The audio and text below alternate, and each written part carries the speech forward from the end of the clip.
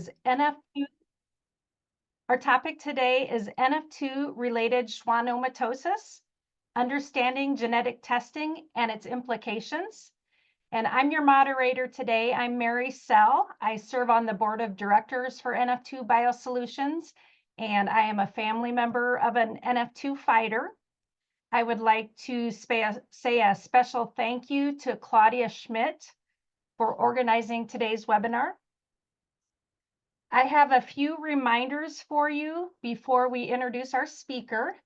This webinar is being recorded, and the recording will be posted on our YouTube channel. You can see the NF2 Biosolutions YouTube channel listed there. So go ahead and look there for recordings. Please submit your questions in the Q&A panel in Zoom. And thank you to all of you who have submitted questions as you registered for the webinar. There are captions available. On the Zoom controller app, you can tap on the captions icon to turn on captions. And I'll read a disclaimer here. The information provided in this webinar is intended for educational purposes only and should not be construed as medical advice. It is not meant to diagnose, treat, cure, or prevent any disease or medical condition. Always consult with a qualified healthcare provider before making any changes to your health or treatment plan. The presenter and NF2 Biosolutions cannot be held responsible for any errors, omissions, or outcomes related to the use of this information. And here's a quick peek at our YouTube channel with some recordings. You can also access webinar recordings on the NF2 Biosolutions website. And I'd like to introduce Gilles Atlin, who is the Vice President of NF2 Biosolutions, and he has some information about our fundraising efforts for Rare Disease Day. Thank you, Mary. Thank you for joining this webinar. Thanks to your support and your donations, we simply exist and can run this kind of webinar, but also thanks to your donation, we jump-started several research projects in very famous labs. One of them is the research project focusing on gene therapy approach for NF2, where we restore the function of NF2. It is done at Nationwide Children's Hospital. We jump-started it 3 years ago, and now we are ready to prepare the trial for it. So to apply to the FDA for running a trial. For that, we need funds. It takes some money to invest into consultants in order to prepare the documentation for the FDA. So that's why we are fundraising on the 29th of February for Rare Disease Day. And we hope that you can donate and let your network know about this fundraiser as well. You have here the link for donation, nf2biosolution.org/donate, and also the QR code. So thank you very much for your support. And let's continue with the webinar. Thank you, Gilles. Okay, I'll go ahead and introduce our speaker, and we're very grateful to have this expert with us today. Our speaker is Kara Anstett, who is a certified genetics counselor at NYU Langone Health Department of Neurology, which is one of the busiest NF clinics in the US. Kara is passionate about offering genetic counseling care to patients with neurofibromatosis and schwannomatosis. She has experience with complex genetic evaluations and guiding patients through difficult decision-making processes about their care and their families. And her roles include direct patient care, patient and provider education, and clinical research. So we'll turn it over to you now, Kara. Thank you. Thank you, Mary. And thank you for the opportunity to present today. Let me get this up and running for you guys. All right. Just want to double check it looks okay for everyone here. We're seeing the preview slide screen. Let me 1 second. I did that the wrong one. There we go. Better? Yep, that's right. Perfect. Got it. Okay, so we got a lot to cover today about genetics of NF2 related schwannomatosis and its implications for testing and for families, and also looking to the future of NF2 care. So I just want to start by orientating ourselves to the new diagnostic criteria for NF2 related schwannomatosis that was released almost 2 years ago. And it's a combination of different features that someone might have that would lead us to diagnosing them with NF2. And it includes the different tumors of NF2 related schwannomatosis. So you can be diagnosed with NF2 based off of a combination of things like vestibular schwannomas, meningiomas, ependymomas, and ocular features. But you can see that we also have genetic testing as part of the diagnostic criteria. So genetic testing is playing a role in more of a role in people's diagnosis, and then also how we screen family members and how we think about someone's care. And so to orientate ourselves to genetics, I'm just going to start by introducing what do we mean by DNA. So we start with the cell, which holds all of our genetic material, and that is stored on something called chromosomes. We have pairs of chromosomes that we get from each of our parents, and when we think about NF2, we're really concentrating on chromosome 22 in particular. And if we zoom in on that chromosome, which each of them holds thousands of genes, and we unwind it, that's where we get our classic DNA helix. And if we open up the DNA helix, that's where we see the genetic code. So the A, the T, the G, the C, the letters that are used to spell our DNA. Now, how does the DNA go to something that's functioning in our body? So our DNA, our genetic material, is like an instruction manual or a recipe to make different parts of our body. So we start with the DNA code, and then it goes through a couple steps. It gets transcribed into something called RNA, which is like a temporary messenger of our genetic material. And then that RNA undergoes something called translation, where it's used to create the final protein. And it's the proteins that really do the different jobs in our body. So in NF2, we start with our NF2 gene, and then that becomes the NF2 Merlin protein. So it's a couple steps involved in this process. And I have another diagram here that shows the same DNA to RNA to protein process, but with just a little bit more detail.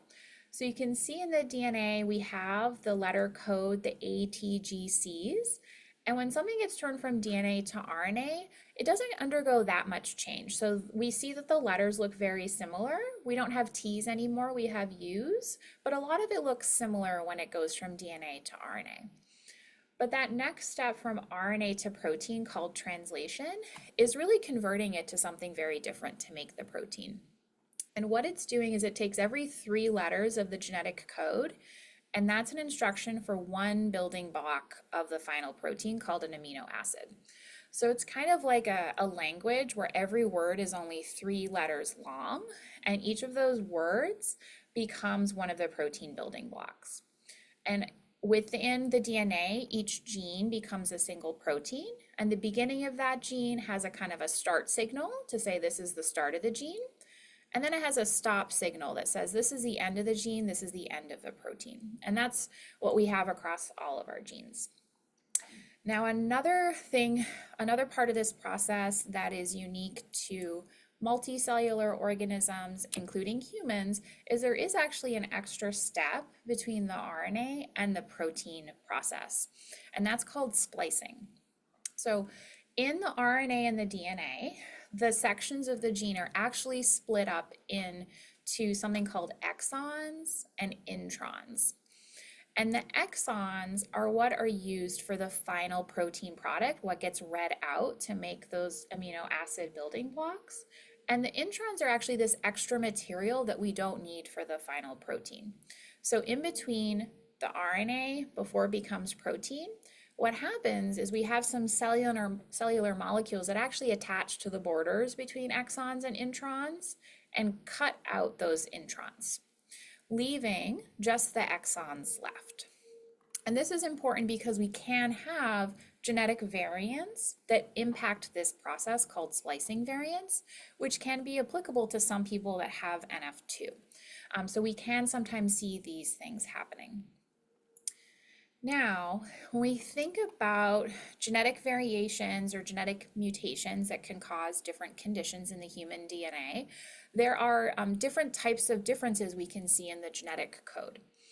So here at the top is a diagram of a chromosome, and we've zoomed in to show a kind of example gene and the different things that could happen within it.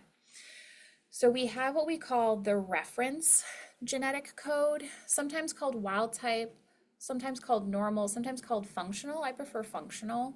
And what that is the way we expect the gene to look when we do the sequencing of it. Now, we don't call it the original or other kinds of things, because actually the reference or the functional copies can all be spelled slightly differently from each other. So we have thousands and thousands of genetic differences between us. I like to think of it sometimes like English versus American spellings of things. And so no one genetic sequence is going to be exactly the same. But what we're looking for is what are the ones that impact the function of that gene and could cause a condition. So we have smaller variations in the genetic code that we call sequence variants. Sometimes they're a single letter or a single nucleotide. So you can see here the G is switched to an A. Sometimes they're small insertions or deletions. So a couple letters are added or missing, but in these cases, the rest of the gene all looks the same. Then we can have larger variants that we call structural variants, and those are usually ones that are greater than 100 DNA letters long or 200 letters long. And they could be, again, insertions and deletions. Sometimes entire exons can be added or missing from a gene. So this copy has an extra exon E. This one is missing the exon B here in the middle. We can also have things that are switched into different orders, so they can be inverted or duplicated or translocated, things moved to different arrangements on a larger level within a gene. And so I have a couple examples about how this kind of looks when we see a genetic test report, for example. So when we do genetic testing and we get a report back, there's a very standardized language that's used across different countries, different laboratories, even in different places that use different languages. We have the same standardized language we use to describe genetic variants. And so usually any report is going to have what the DNA sequence looks like that's different than the reference and what the protein ends up looking like. And so you know it's the DNA one where it starts with a C or sometimes a G, but usually C. And you know it's the protein one if it starts with P. And so what these numbers in these letters mean is in the DNA code, this means we count from the beginning of the gene, so 592 letters in, and in the reference copy of the gene, there's a C, but in that individual, they have a T instead. So this arrow denotes what the change is. Okay, and then the protein sequence is the same thing. It counts from the beginning of the protein, 198 amino acids in. And in this situation, we expect to see an amino acid called arginine, but this is a nonsense variant. So it changes the amino acid to a stop signal or a stop codon. And that's where we see a ter for termination of the sequence, or we see a little star. And so this is a type of nonsense variant. We can have other types of ones that we might see. Frame shift is where there's any genetic change that's not that multiple of 3, which is the 3-letter words our DNA is read in. And what that does is it actually jumbles up how the cell is reading the gene after that deletion or duplication. And then so you'll see something called an FS for frame shift when you look at the protein part. In this scenario, it actually means that the frame shift leads to a stop codon too soon. So it ends up with a termination too soon. If you have a splicing defect, usually you'll see a plus or a minus in the genetic code to indicate that that variant is within the intron, because we use pluses or minuses to refer to those. If it doesn't have a plus or a minus, that's something within the exon part of the gene. For missense variants, very similar to nonsense, but we see it switched to a different type of amino acid with a different 3-letter code. Sometimes we can have really large deletions that will reference something called the UTR, which is like the end of the gene, so the beginning or the end of the gene. Sometimes we'll have larger deletions or duplications that just reference what happens on the exon level. So it won't give us the individual DNA letters, it'll just say which exon is different. And if you're looking at the kind of the numbers, because it's a 3-letter code, you might notice that it tends to be that the DNA sequence is a number that's 3 times larger than the protein sequence, because that's how it gets translated from the DNA code to the protein code. And so when we think about these different types of pathogenic variants, what kind of impact do they have on the protein? And so here are a couple examples. So our truncating variants, the ones that introduce that stop signal too soon, what happens with those ones is we have this shortened RNA strand that the cell recognizes is not the size it should be. So we call this nonsense mediated decay sometimes. And what that means, it gets targeted, it gets broken down. And so you end up without any functional NF2-Merlin protein being made from that copy of the gene, because all of the RNA gets targeted by the cell and removed. With our splicing variants, what ends up happening is it usually impacts that splicing process and introduces or removes extra introns or exons, and so you end up with the number of exons or introns doesn't match what it should be. And sometimes that happens all of the time, every single time that RNA is being processed. Sometimes it happens some of the time. So you can have some protein that's actually the way it should be. Some of the splicing works correctly. It really depends on where the splicing is happening. And then we have our substitutions, our missense variants, where you're switching one building block to another, or our small deletions. And those are really localized. Sometimes the genetic variation is only in the exact spot where the genetic variant is. And so the beginning and the end and the rest of the gene is not impacted, and the rest of the protein is not impacted. And when we think about how that impacts how the protein functions, the protein's being made, but a part of it looks different than it should.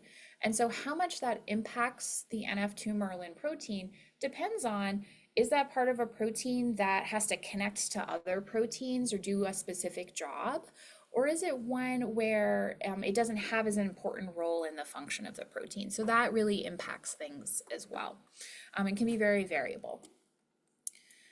Another thing that we think about with genetic variants is, as I mentioned, we have a lot of variants in our DNA that don't cause medical problems, that make us genetically unique from each other. And so when we do genetic testing, there is a process called classification that happens, where we take a lot of different information. This is usually done at the clinical laboratory or the research laboratory that does your test. And we look at things like, have we seen this particular variation in the NF2 gene before? What do we know about this part of the gene? Is it an important part or is it a less important part? What type of variation it is? And we take all these pieces of information together, and then we classify your variant. And when we classify a variant, there's generally 5 different classifications that can get loosely organized into 3 categories. So we have our pathogenic and our likely pathogenic variants. Those are what we call positive test results, or used to be referred to as a mutation. So that means there's a variant in your gene, and we have quite a bit of evidence that we think it causes a particular disease, that the gene's not working correctly the way that it should. We can also have, on the other end of things, we can have our likely benign and our benign variants, and that's the opposite. We have a lot of evidence that that particular variation does not cause a disease, that the gene works correctly, that the protein works correctly. And then in the middle, we have something that are called variants of uncertain significance, or sometimes referred to as VUSs. And what those are is, we see the variation, and maybe we just don't have a lot of information about it. Or we have no information. Maybe it's something brand new that's never been described in someone else before. Or we've seen it in different situations, or we can model it in certain software, but some of that information says it's more likely to cause a disease, and some of it says that maybe it doesn't cause a disease. So there's either limited evidence or there's conflicting evidence. So we call those uncertain test results, and we can't always completely confirm that that causes someone's disease or not. When we do genetic testing, oops, where did there we go. Usually the benign and the likely benign variants are not put on your test report because they don't impact your health. So if you're going to get genetic testing done, you're going to either see positive, uncertain, or you're going to get back negative, which means they saw no variants at all, or they saw these benign variants that they can't link back to your NF2.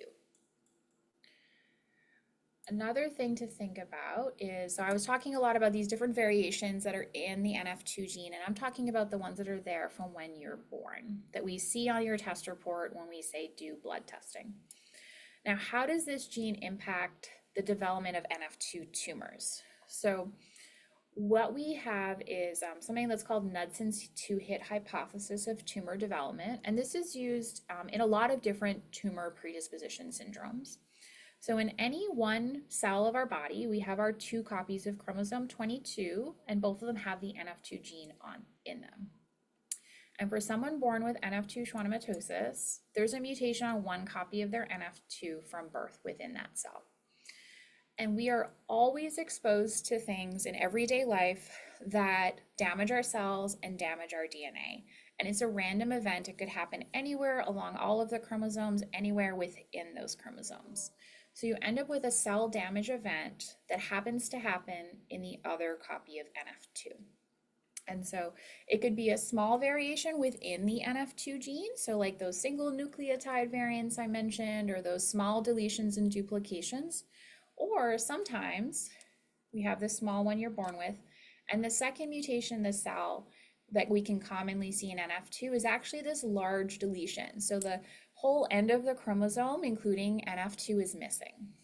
Now, what's common between those 2 scenarios is we now have a cell that does not have any functional NF2 Merlin protein because there's mutations that are impacting both copies of the NF2 gene. And that NF2 protein and that Merlin has an important job in how our cells divide. And particularly, it has a role in preventing division of cells from happening too often. So now this one cell doesn't have that kind of brake on the car to prevent cell division from happening. So it starts to divide more often and it accumulates. And then you have more cells in the same part of the body that are missing the NF2 Merlin, particularly if this cell is along the nerve sheath or within the brain, the places where we know this protein has an important function. And eventually the cells accumulate enough that they become an NF2 related tumor, such as a schwannoma or a meningioma. So when we talk about the mutations within the body of someone that has NF2 schwannomatosis, when we're talking about non-tumor cells of the body, we're talking about a single mutation in 1 copy of your chromosome. But if we were to do genetic testing on someone's tumor, we expect to find 2 mutations impacting both of their copies of NF2 because that is how their tumor formed in them. Now, as I'm sure some of you are aware, there are differences in the severity of NF2 schwannomatosis between different individuals. And there are some things that we can link to these differences in severity.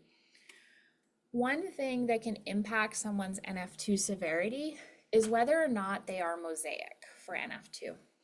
And mosaicism is very common in NF2 related schwannomatosis.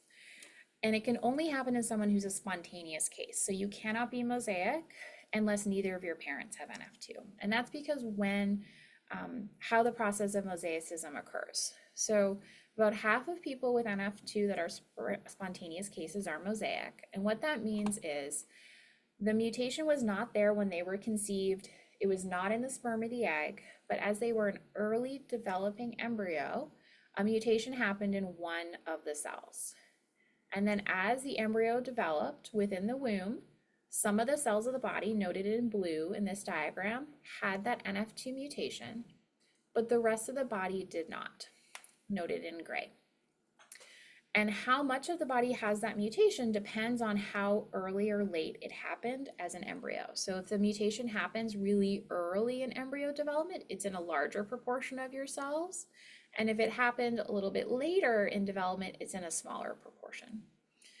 And the mutation may or may not be in things like blood samples, unaffected tissue, but it will be in your affected tissues. So we will be able to find it in tumor cells, for example. Something that could also be a possibility when you're mosaic is it may or may not be within someone's reproductive cells and be passed down in the egg or the sperm.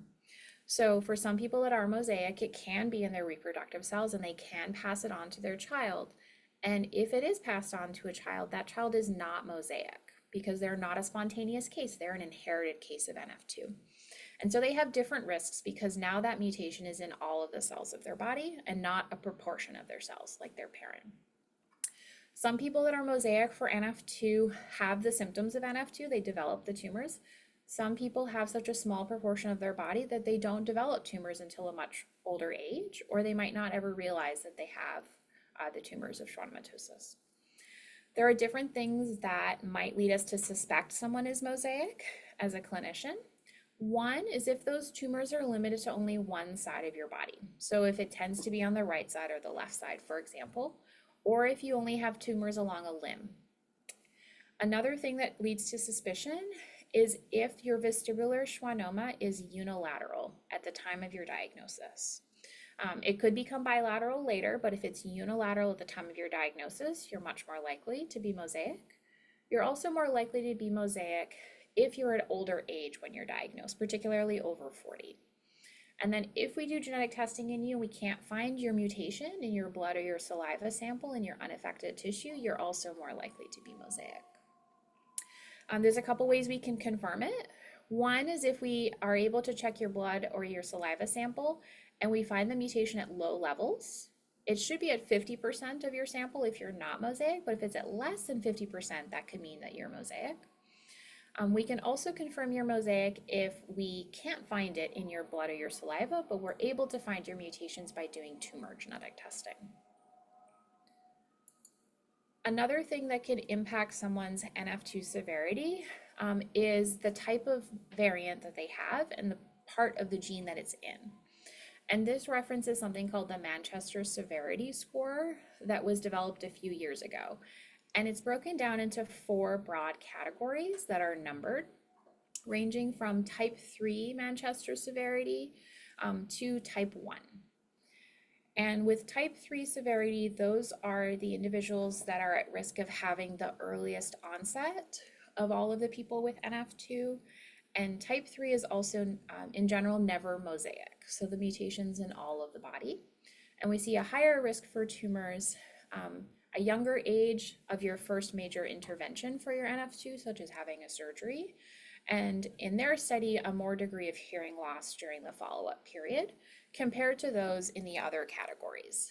With our type 1 Manchester Severity Score, those are all mosaic with the lowest tumor burden and the latest age of onset and latest age of progression. And then within type 2B and type 2A, we can see a range between in terms of whether or not someone is mosaic, because you could be either mosaic or non-mosaic in these middle categories, depending on your variant.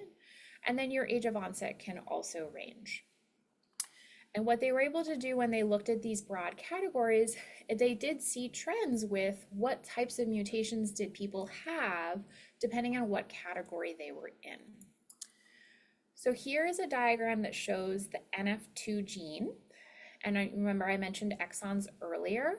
So exons are usually numbered rather than lettered from my earlier diagrams. And we have the exon numbers of the NF2 gene ranging from 1 to 17. And this actually shows the protein, that there's different sections of the protein that have different jobs. And with our type 3 severity Manchester score, those are truncating variants within exons 2 through 13. We can see that truncating variants in other parts of the gene have different severity scores.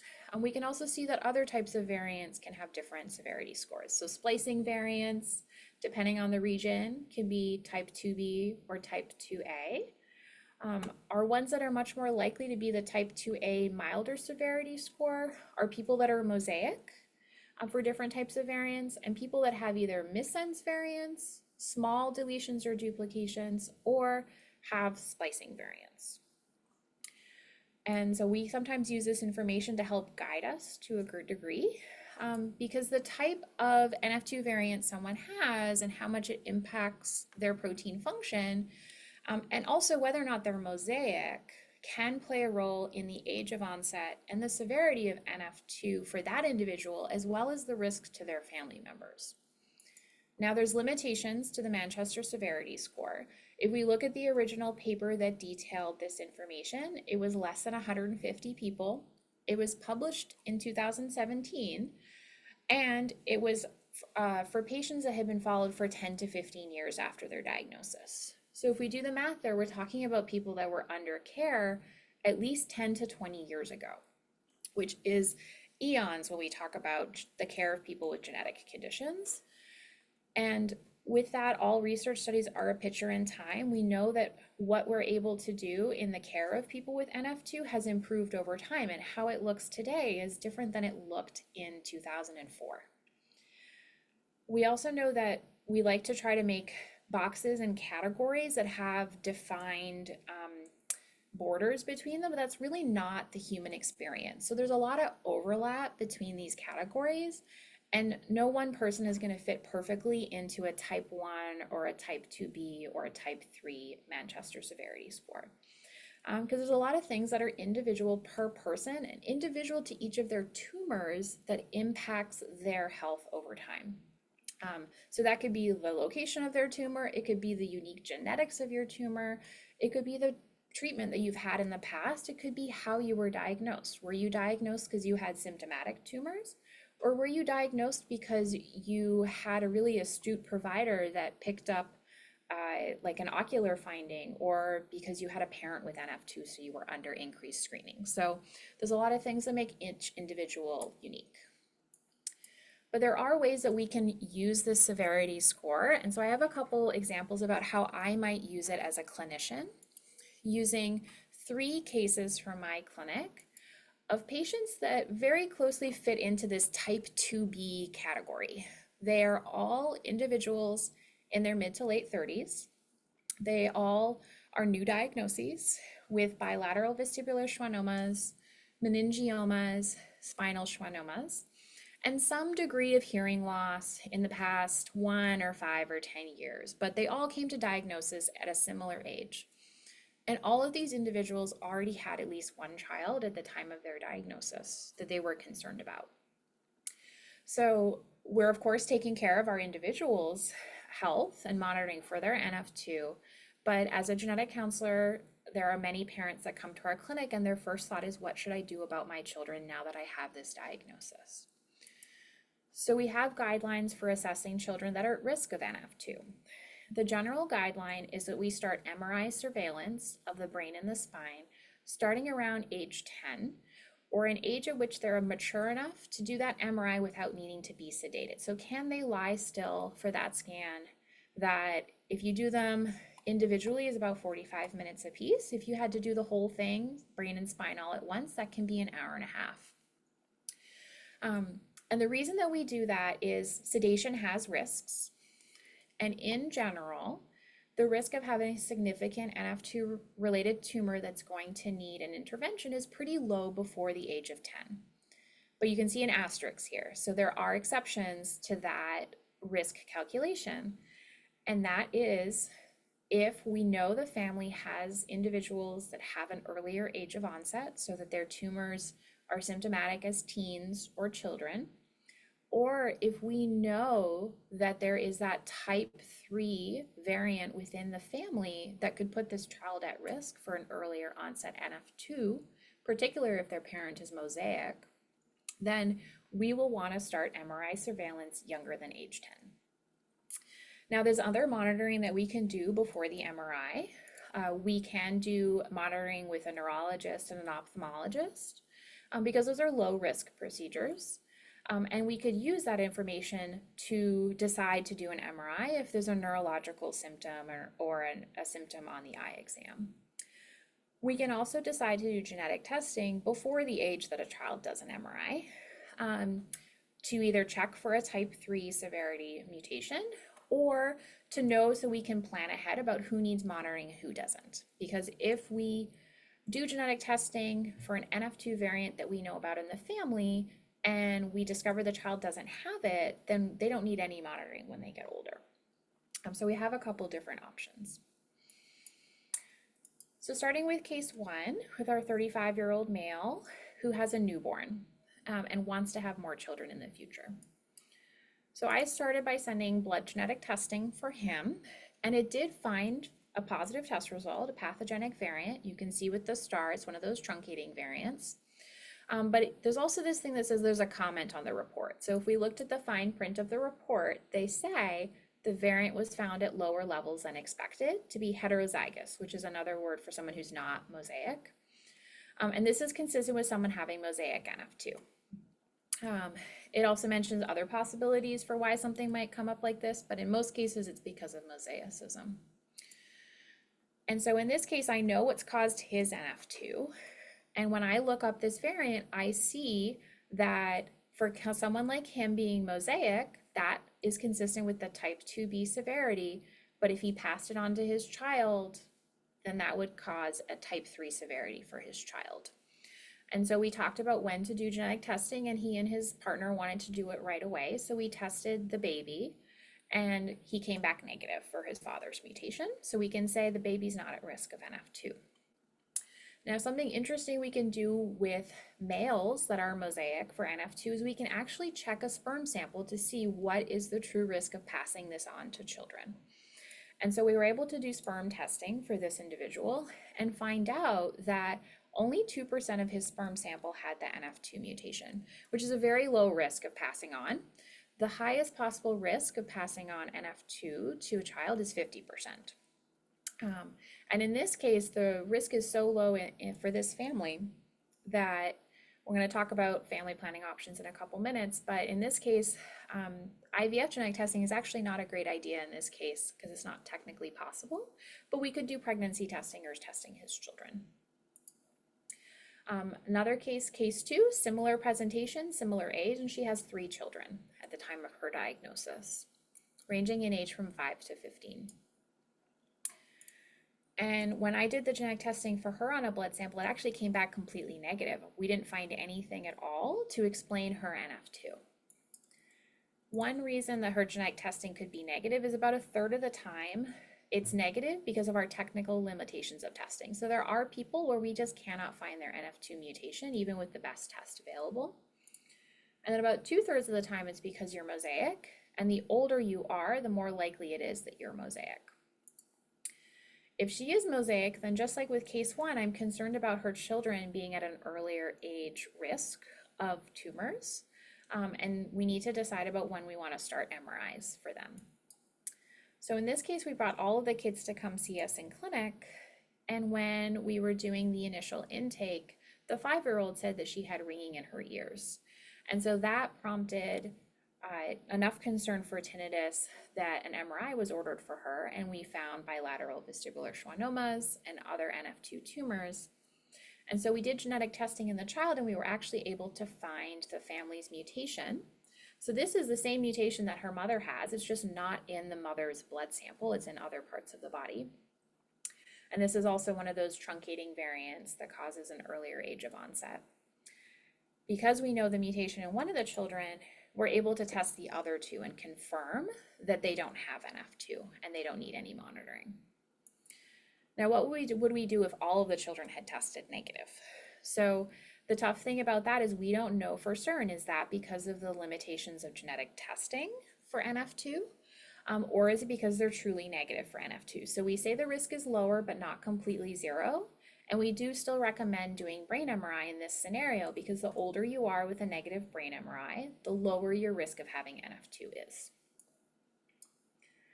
And then our last case, case 3, someone who's a little bit older, but has had their hearing loss for 5 years and has had a recent MRI that shows the tumors of NF2, and she has a 3-year-old. Now, this is where family history can be really important in our assessment because when I started talking with this patient, we start to learn that other people in her family also have symptoms of NF2. So she has one brother who also recently had hearing loss that prompted an MRI that they found bilateral vestibular schwannomas and an ependymoma. So he has a confirmed new diagnosis of NF2 around the same time. We also learned that she had a brother who had a spinal ependymoma and then passed away from complications of his surgery, but did not have a confirmed diagnosis of NF2. And then she has another brother who also recently was diagnosed with hearing loss.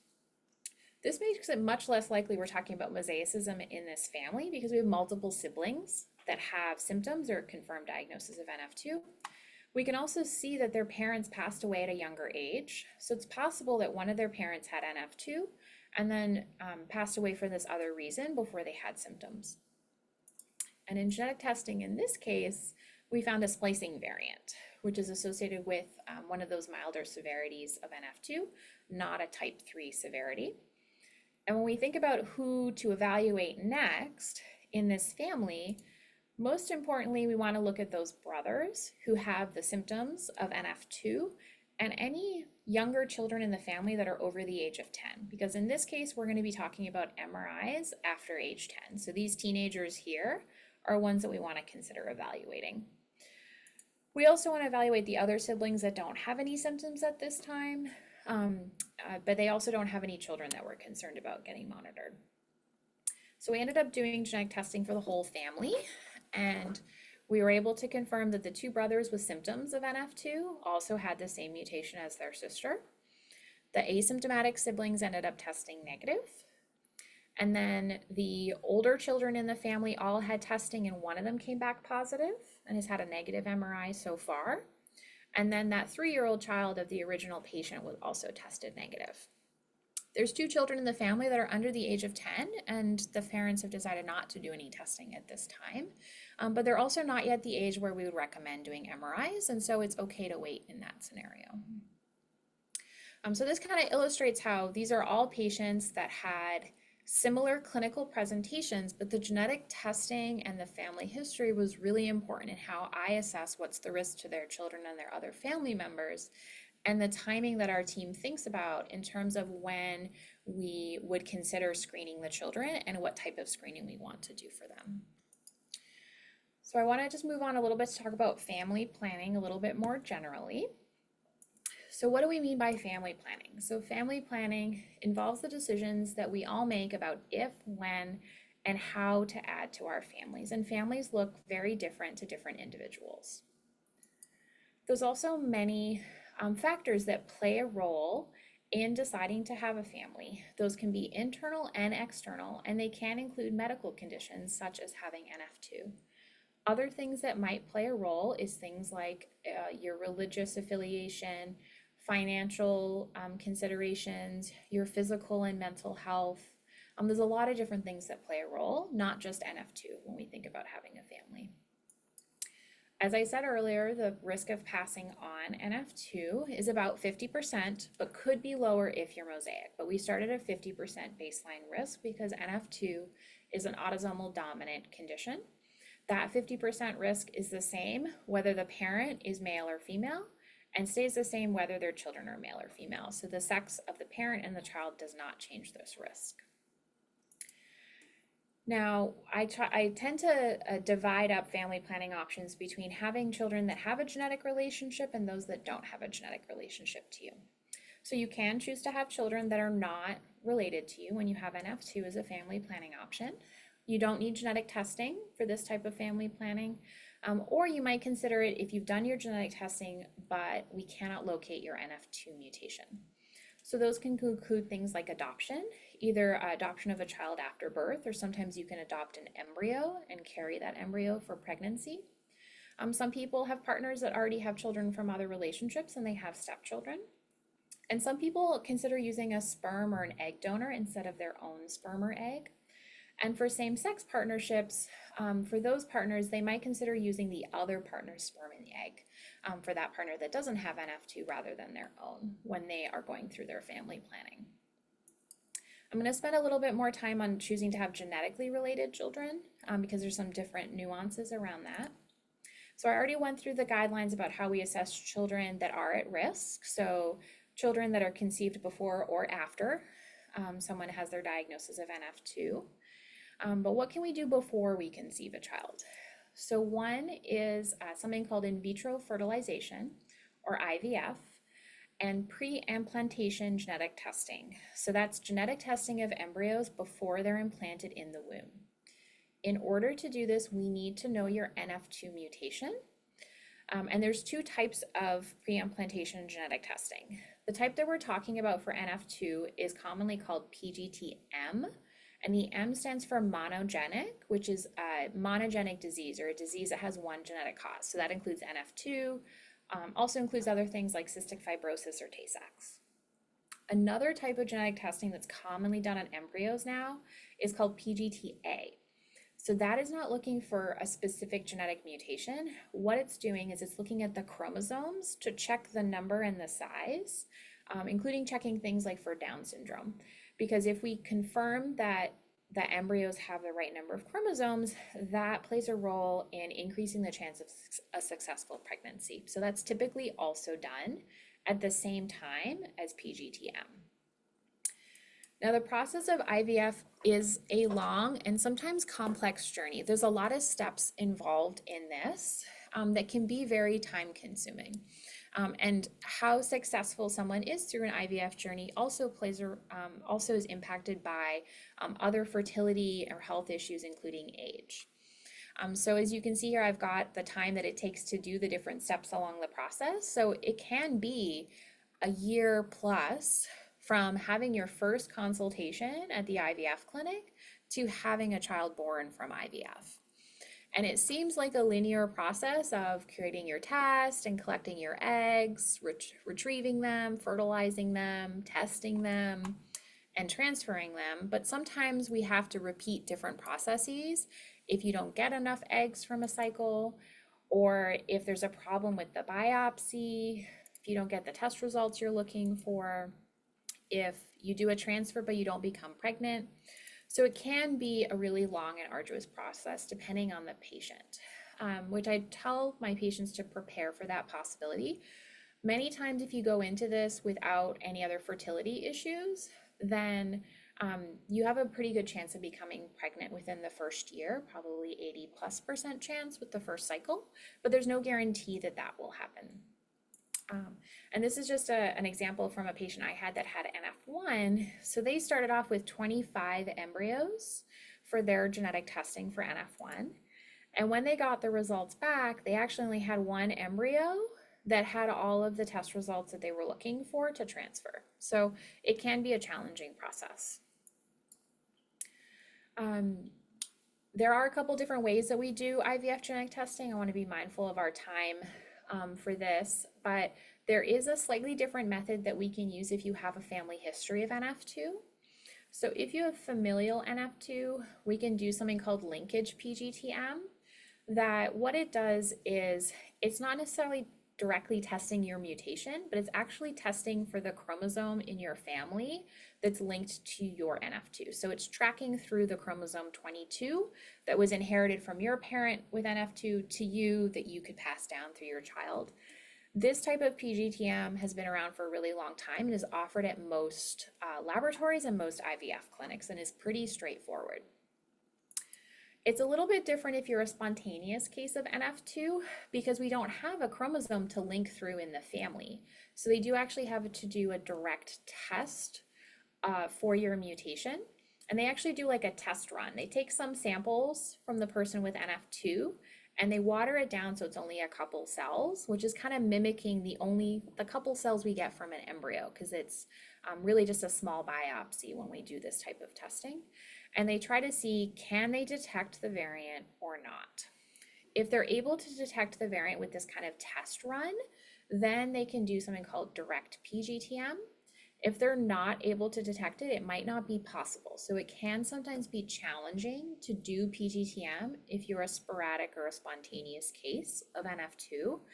And usually you need to use specialty laboratories for this, that I've listed a couple of them here, but Juno Genetics is one of the main ones that will do the most challenging cases.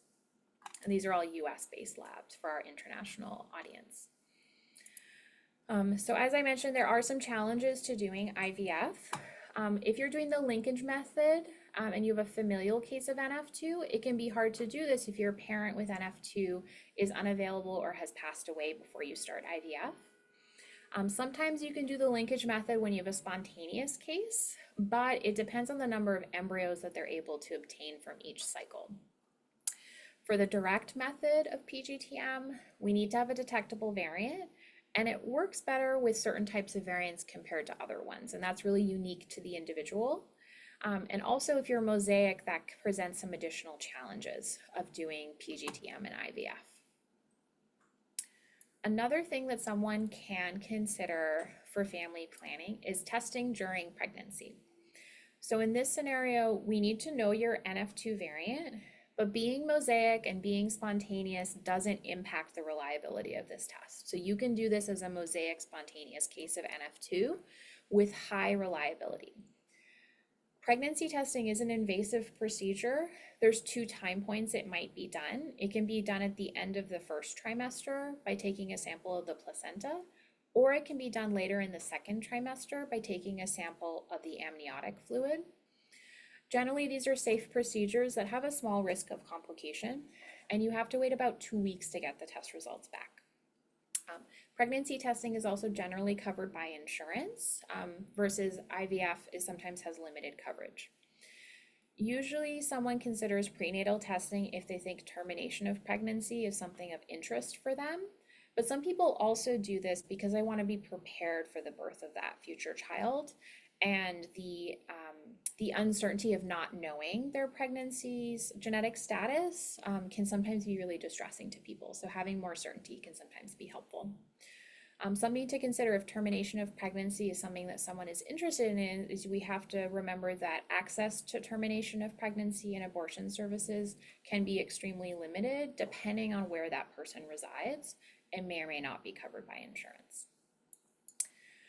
So some general tips I have for people that are thinking about family planning is to really sit down either on your own or also with a partner or other people you care about and talk about the options that you have available to you and how you feel about them. So think about your individual situation and what you feel is important to you and your family. Sometimes writing it down can be helpful. I also recommend getting your genetic testing done about 1 to 2 years before you think you want to have children, if that's what you're considering. And that's because sometimes we need to do more complex genetic testing to find your variant. For example, sometimes we need to do tumor genetic testing, and that can be time consuming. Generally, blood testing is easily covered by insurance, and if not, in the US is about $250 as a self-pay price. Tumor genetic testing can be a lot more expensive than that. For males that might be mosaic, we might want to do that sperm genetic testing to help us better assess what the risk is. And something else to think about is if you have familial NF2 and are considering IVF and want access to that linkage type of embryo testing, is to have a chat with your parents about whether there might be an interest in banking DNA in the event that something could potentially happen in the future and they might not be available. So sometimes things can happen and a parent passes away, and that can impact your ability to do linkage PGT. Other things is thinking about the financial cost, especially if you're thinking about IVF and PGT. So taking a look at what your insurance options are, even talking to your insurance provider and getting an estimate of what the cost is and how you think you're going to cover those costs, whether you're going to save in advance or look for different grants or fundraising. There's lots of different options out there. So I do recommend planning ahead. Another thing we have to think about is your own NF2 health and how that might impact family planning decisions that you consider, particularly if you're the person that might be carrying that pregnancy. So one thing to talk about with your medical team is the medications that you're on for your NF2 and whether they're safe to be taking during an IVF cycle, for example, an egg retrieval or a sperm retrieval. If they're safe to take when you're conceiving, when you're pregnant, and if you're breastfeeding. So for example, Avastin is contraindicated for pregnancy and breastfeeding. And generally we want to stop Avastin before an egg retrieval or a sperm collection. And also in general, if you're on a clinical trial, you cannot become pregnant while on that trial or conceive a child while on that trial because we don't know how that experimental medication impacts a developing fetus. Another thing to think about is talking with your medical team about how, especially if you're going to carry a pregnancy, how that might impact your NF2 tumors or the plans for surveillance for your tumors. So there are some studies that show that meningiomas can be impacted by pregnancy. We see that because females are much more likely than males to develop meningiomas in the general population. And also in the general population, people that have been pregnant before are more likely to have a meningioma than someone who isn't pregnant. We know there's certain things we want to avoid during pregnancy. So CT scans have radiation, so we don't do those during pregnancy. We also tend to avoid doing contrast MRIs because of the risk of contrast to fetal development. And we want to be really thoughtful about planning for surgeries, especially if you have a surgery that's non-urgent, because surgery during pregnancy can be really complex in terms of someone's risk. And then also we generally avoid radiation therapy during pregnancy. So there's a lot of things to talk through with the people that you care about in your life, as well as your medical team, so you can come up with a plan about what makes the most sense for you for family planning. I'm looking at the time. I had a little bit about gene therapy and looking to the future, but maybe it would make sense for us to stop here. What does the team think?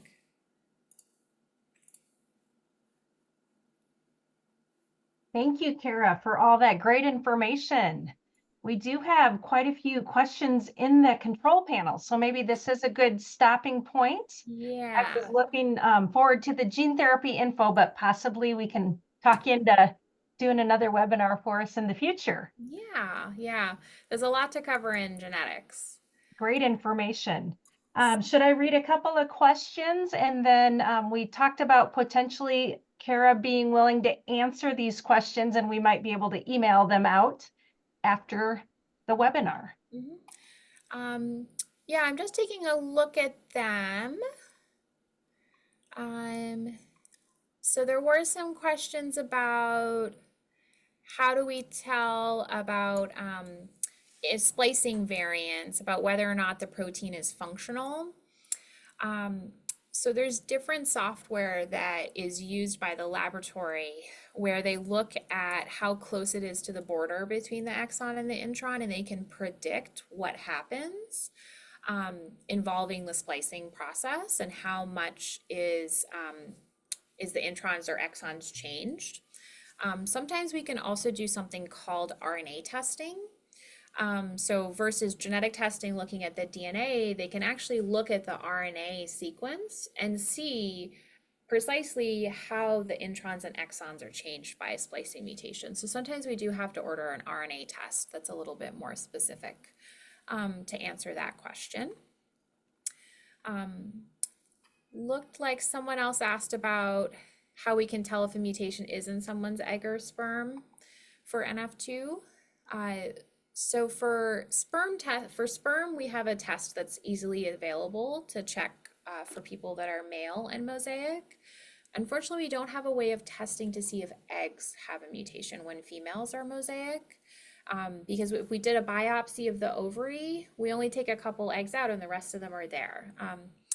Because for women, we have all of our eggs present from the time that we're born, versus for men, sperm is constantly being produced and is a much more accessible sample. There are some studies that have looked at how old someone is and their genetic test results and some other things about their clinical features to kind of calculate how likely they are to be mosaic and how likely they are to pass on a mutation to their child. So there is an indirect way that we can calculate the risk to children, even if we can't directly test eggs. So that is something that I do for our female patients. Looking at some of the other questions. Someone asked if you can test sperm even if your blood test is negative. So the thing about sperm genetic testing is we need to know what we're looking for. So we need to be able to identify your NF2 mutation before we test the sperm. So if your blood test comes back negative, the next step would be to do tumor testing. And if we have tumor available, we can sometimes do tumor testing after you've had surgery if it's still in storage. Sometimes we plan the genetic testing with an upcoming surgery. So that's usually what we need to do if your blood test is negative in order to test your sperm.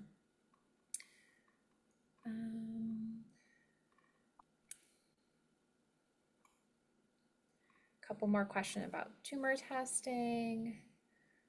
Someone asked about what options are available if the testing comes back negative and we don't have a tumor to test.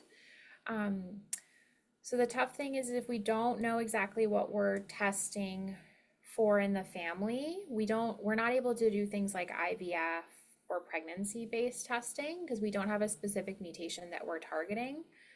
Sometimes we might do full genetic testing in at-risk children. But as I said with one of my cases, if we find nothing in them either, then we just don't know for certain if you could be one of those cases of NF2 for which your mutation is completely undetectable, which does happen in about 5 to 10% of people with NF2. So that makes it challenging for how we can do different family planning options.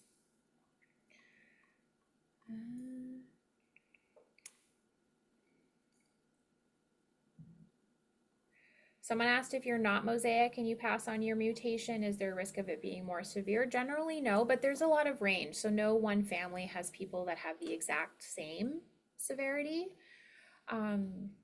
So there is a lot of range within that, but we don't think of the same difference in severity when you're not mosaic and you pass on your mutation versus if you are mosaic and you pass on your mutation. There can be a really big difference in severity in those cases, mosaic to non-mosaic, but from non-mosaic to non-mosaic, it tends to stay very similar. Do we want to answer a couple more questions, or do you think we're out of time, Mary? What do you think? We can go ahead if that's okay. Go ahead, Rebecca. Yes, we can respond the rest of the questions if you have the time. Yeah, I've got time. Let's see.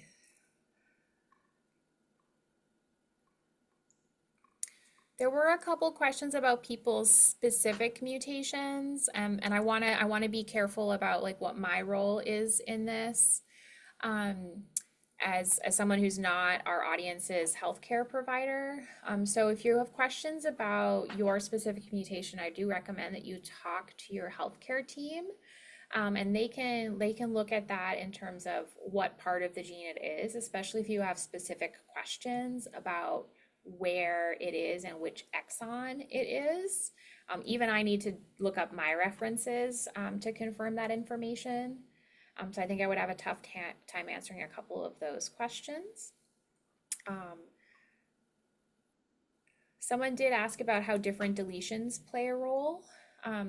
So how much a deletion impacts the gene sequence depends on if it's a deletion that's a multiple of 3, then it doesn't change the reading frame and doesn't cause a frame shift after the mutation.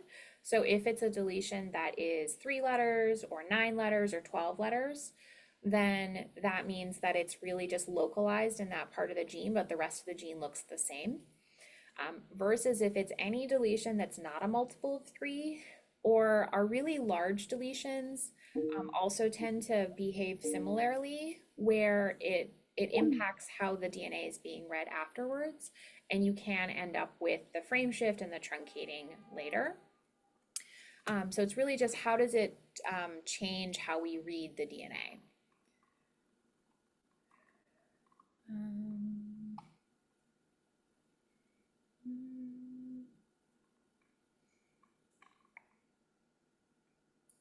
Someone asked about mosaicism and how that impacts tumor genetic testing. So if you're mosaic and we test your tumor, if you have detectable mutations for your NF2, we should be able to find your mutation within your tumor. And we usually have to test more than one tumor because as I showed with the 2 mutations that happen in each tumor, if we only test one tumor and we find your 2 NF2 mutations in the single tumor, we don't necessarily know which mutation came first. And we want to know which one came first because that's the one that can be passed on to the next generation. Sometimes if we only have one tumor, that's just the way things are. And we can do testing for both of the mutations we find in the tumor. But if we do test more than one tumor, we look to see what's the same between them. Because if we find the exact same mutation in 2 or 3 or 4 separate tumors, usually we only need 2 or 3, then we know for certain that that's the one that came first, and that's the one that can be passed on to the next generation. So that's the one that we can test family members for or use for family planning. But generally, we should be able to find that.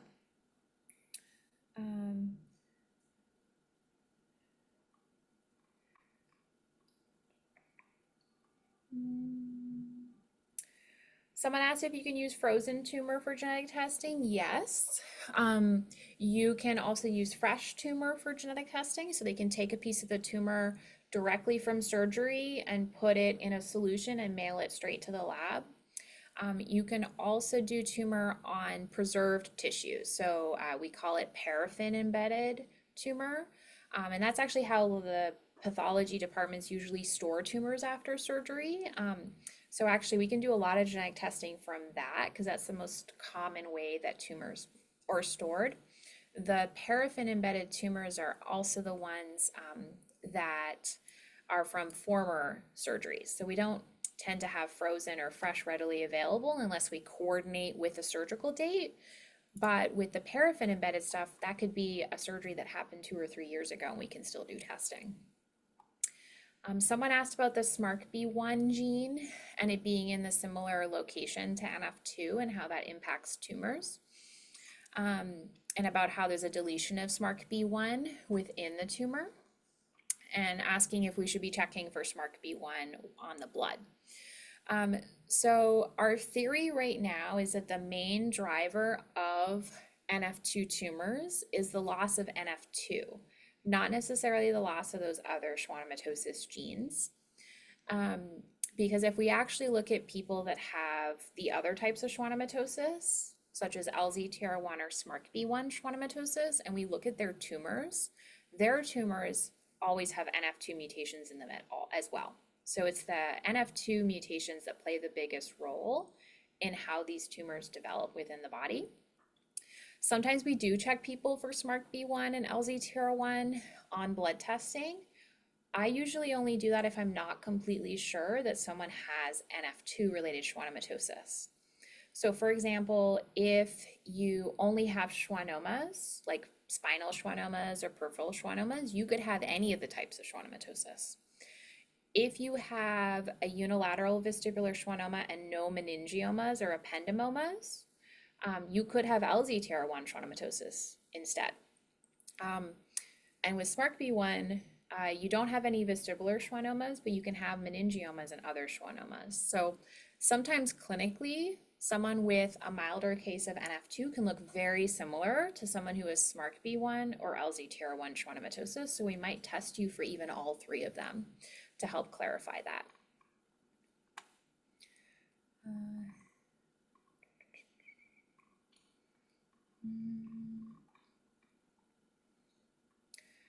There was someone who asked if there were any, if I had case studies about other severity scores. We definitely have a whole range in our clinic. I wanted to highlight 3 cases with very different genetic results and different risks within the family. But we do definitely have patients that are more of a type 2A or type 1 severity in our clinic, including patients where we're not able to find anything on blood testing, where we're only able to find it on tumor for them. So that's definitely something that we do see in clinic, but I didn't have prepared for today. Someone asked about how we do tumor testing. We tend not to do like needle biopsies where you might do that for other types of procedures. Putting a needle into a nerve tumor to biopsy it can actually be quite painful, and we don't always get enough tissue to do the genetic testing. So usually when we talk about tumor genetic testing, we're talking about something called excisional biopsy or excision of the tumor. So that's generally planned in the context of someone that already has to have their tumor removed for medical management reasons. So if you're already planning to have surgery for your vestibular schwannoma, or you're already planning to have surgery for a bothersome spinal schwannoma, Sometimes if you have a peripheral schwannoma that is maybe right below the skin and it would be a lower risk procedure to remove it, then we might say, let's do that procedure primarily for the genetic testing reason, because you want to have children soon. But generally it's all in the context of, do you already need that surgery to care for your NF2, and can we add on the genetic testing at that time?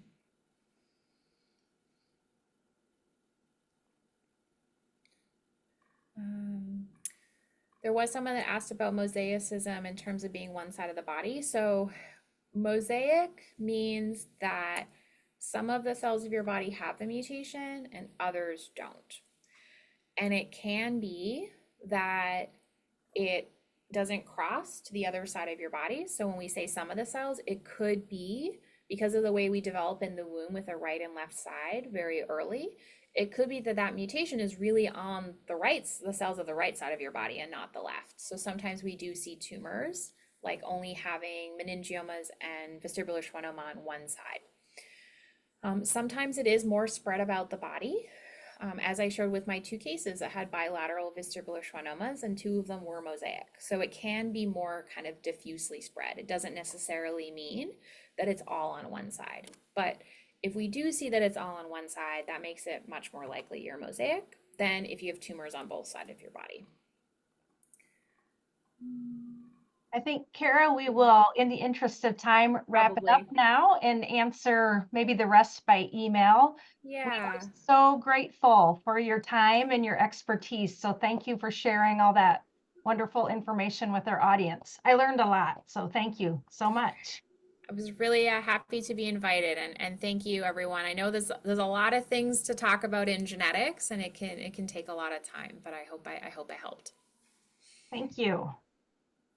I'm just going to share a screen as we leave here, just to remind you that NF2 Biosolutions relies on volunteers, and we would love to meet more of you. So if you have any interest in volunteering or getting involved, please contact one of the emails you see on the screen here.